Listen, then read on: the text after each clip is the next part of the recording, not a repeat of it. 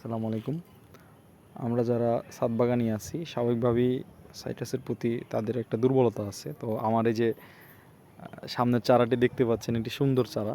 এটা একটা কমলা চারা। তো আমি আজকে ছাদে ওঠার পরে যে জিনিসটা খেয়াল করলাম যে আমার এই পাতাটা দেখে একটু সন্দেহ হলো আর কি।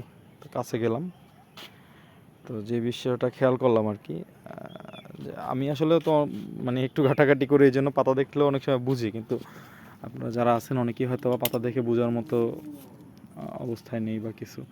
তো যেটা খেয়াল করলাম যে এটা তো একটা নির্দিষ্ট অংশে গ্রাফটিং করা হয়েছিল। তো এই গ্রাফটিংয়ের যে অংশটুকু, এই অংশটুকুর নিচে সাধারণত আমরা অন্য একটা রুটস্টক ব্যবহার করে থাকি নর্মাল। যেমন এখানে বাংলাদেশে আমাদের ম্যাক্সিমাম রুটস্টকে জাম্বুরা রুটস্টক ব্যবহার করা হয়ে থাকে। তো এটার নিচ থেকে এই ডালটা উঠছে, আসলে এটা কিন্তু বোঝার কোনো ওয়ে নাই।